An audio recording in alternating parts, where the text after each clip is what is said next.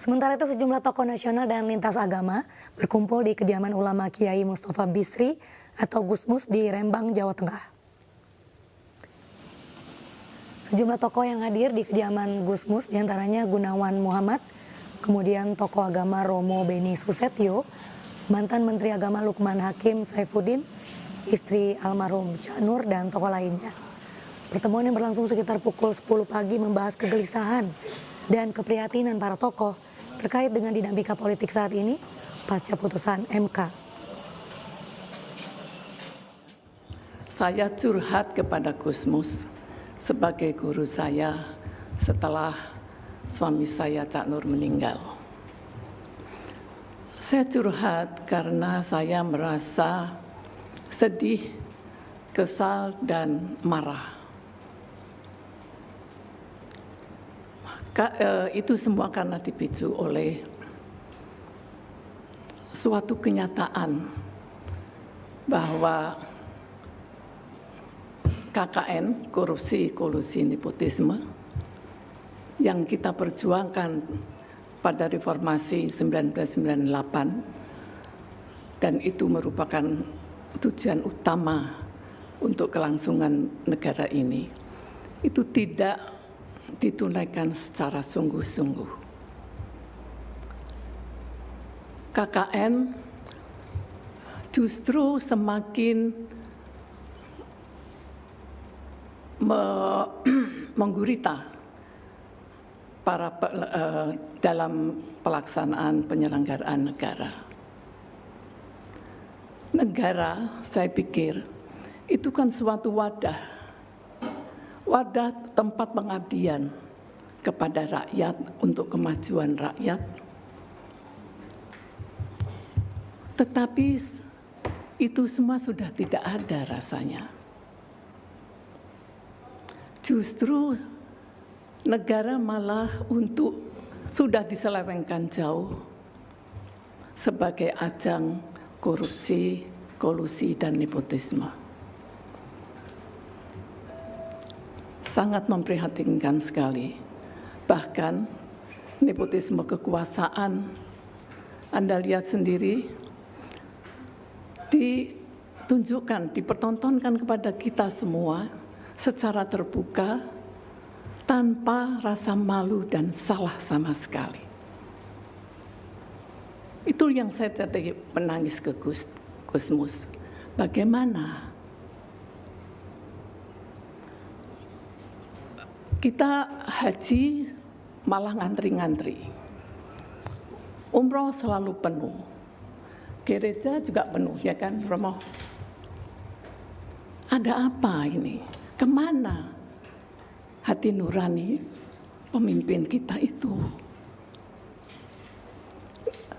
Padahal melalui seminar atau webinar para tokoh-tokoh agama, para seniman, para mahasiswa, para cendekiawan, para tokoh masyarakat sudah sering mengingatkan bahayanya KKN ini untuk keberlangsungan negara ini.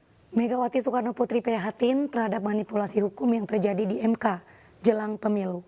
Megawati juga menekankan MK dibentuk untuk menjaga konstitusi dan demokrasi, bukan untuk kepentingan perorangan. Tetap berdiri kokoh.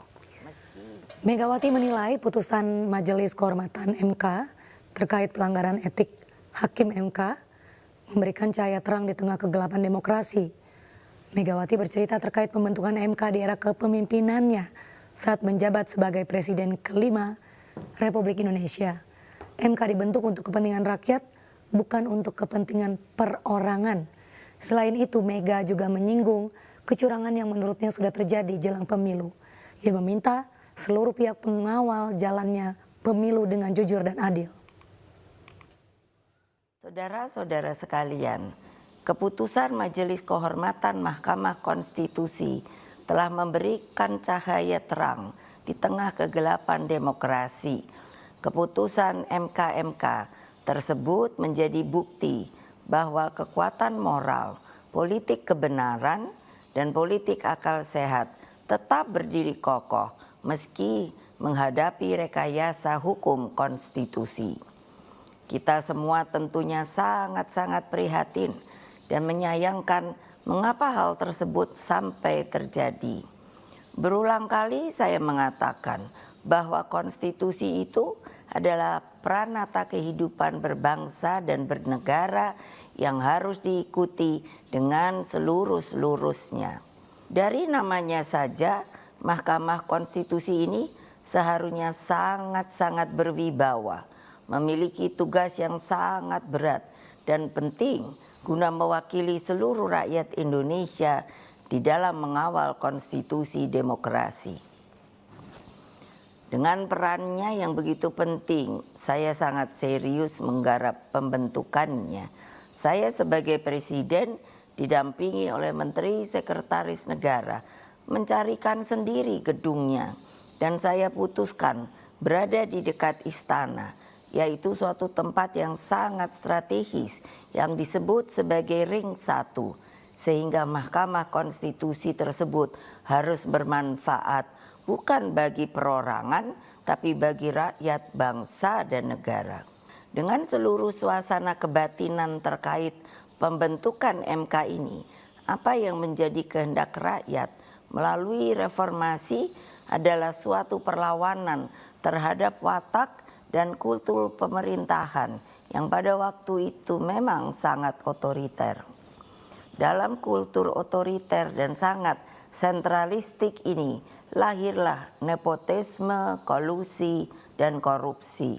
Apa yang terjadi di Mahkamah Konstitusi akhir-akhir ini telah menyadarkan kita semua bahwa berbagai manipulasi hukum kembali terjadi. Itu semua akibat praktek kekuasaan yang telah mengabaikan kebenaran hakiki politik atas dasar nurani. Rakyat jangan diintimidasi seperti dulu lagi. Jangan biarkan kecurangan pemilu yang akhir ini terlihat sudah mulai akan terjadi lagi.